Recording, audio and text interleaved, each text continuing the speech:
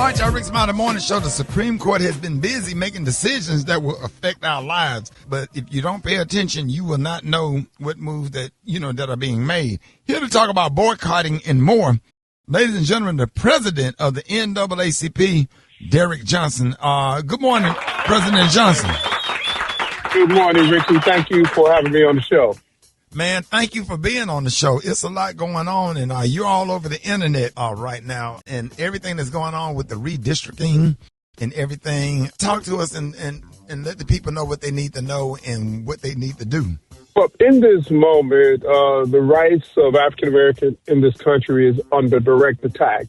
They're trying to minimize our input, suppress our vote, and remove our voice in policymaking. We cannot stand idly by and allow that to happen without a response. We call for individuals who are some of our top performing athletes coming out of high school to think hard about their choice. We should not be recruited to be on the fields of state schools when the very states the schools are a part of are seeking to strip away our voting rights.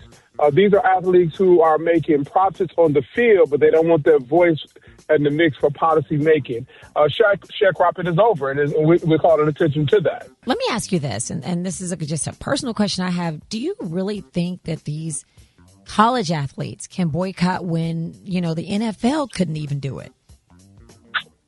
When they were, I'm sorry, I was going to say when they were saying, hey, you need to, kneel when the sun comes on, and many black athletes would not do it. They stood with their hand over their heart, so I just wonder how hard it would be for college athletes to do this.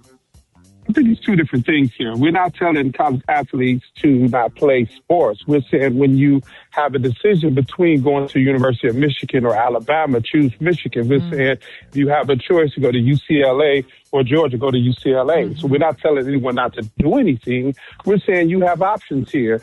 These are players who are highly recruited. They're going to be faced with these options. And that's a great thing.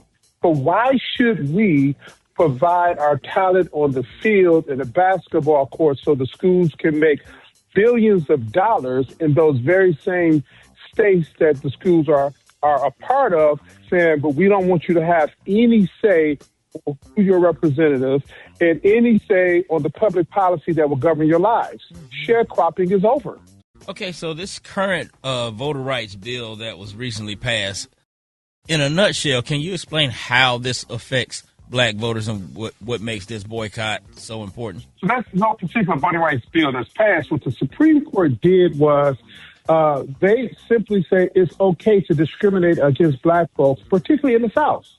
That prior to the Voting Rights Act of 1965 being enacted, we didn't have any representation throughout the southern region, all of the conformist states. So these are states where 55% of all African Americans live. It was only after the implementation of the Voting Rights Act and the maintenance of that act over time that we began to get congresspersons like Jasmine Crockett out of Texas, or for that matter, John Lewis out of Atlanta. And so what the states were forced to do was ensure fair representation. But the Supreme Court said, well, you can't do that anymore. And you can draw districts based on partisanship, but you can't do it based on race. And what the states immediately did, they held special sessions. Tennessee started first to redraw the lines to take away districts where black folks had an opportunity to elect the candidates of their choice. Wow. What are some of the other issues we need to know about know that the NAACP is working on?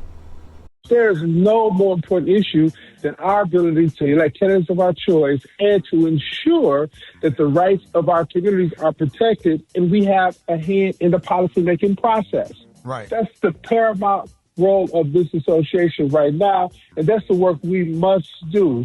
So, Rickey, we are narrowly focused on ensuring that November's election reflects the needs and interests of our community. The turnout is going to be key. We cannot be observers in this war that this administration has launched against us, because if we are observers, we will be casualties of that war.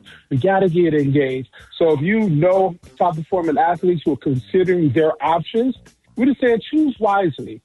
don't go to a state that disrespect you. Go to a place that's going to actually see you, I agree, support you, and allow you to prosper. Now, I was just going to say, so maybe even just because that's great for these athletes, but maybe even the people who go to the games, maybe we start boycotting the games.